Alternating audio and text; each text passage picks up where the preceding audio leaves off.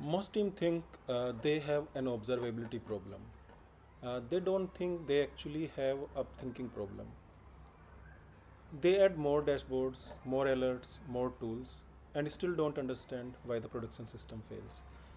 So today I want to explain the real difference between monitoring and observability and why confusing the two hurt teams, especially at senior levels. So this is not a definition video. You can Google definitions. This is about this is about how a production system fails and how interviewers expect senior engineers to think about failures. If you have ever been in an outage where everything looked green, this video is just for you. So monitoring answers a very specific question. Is the system doing what we already expect it to do? Or it works by checking non signals against non thresholds?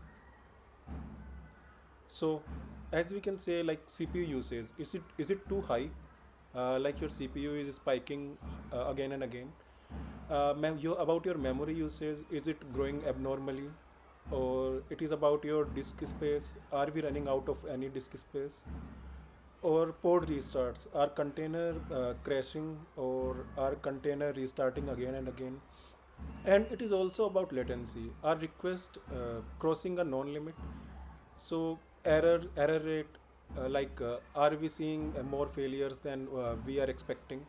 So all of these are useful. So monitoring is necessary, but monitoring assumes something very important, that you already know what failures look like.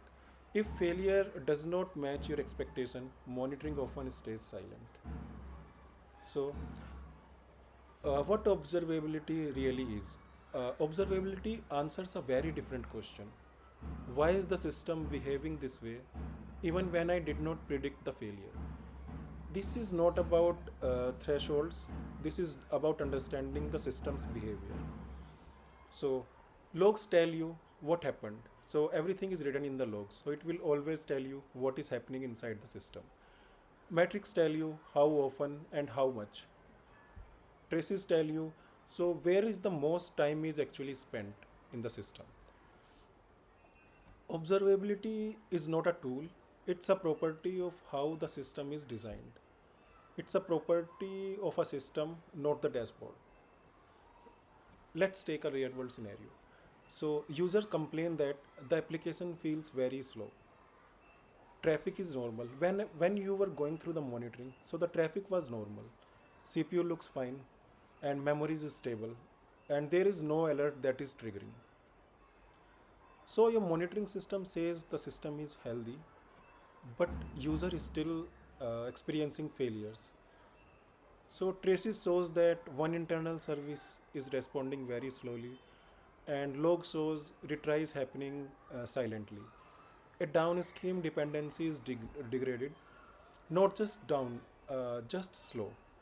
That slowness cascades across services.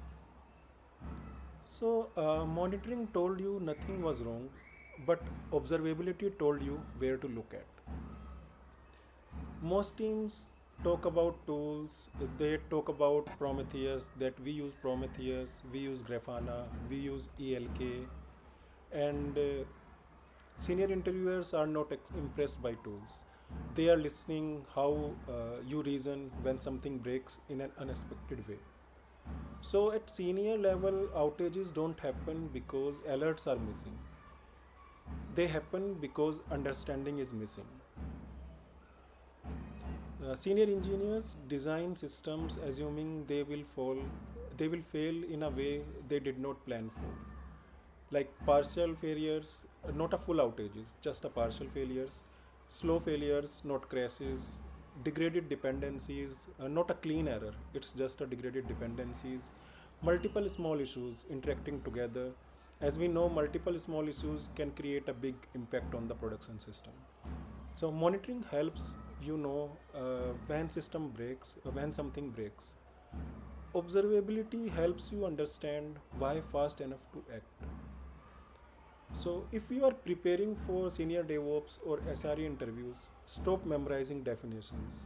Instead, ask yourself, when something breaks and no alert fires, how do I reason my way to the cause? That thinking is what separates senior engineers from experienced ones. I will cover more real world scenarios like this in upcoming videos. Thank you.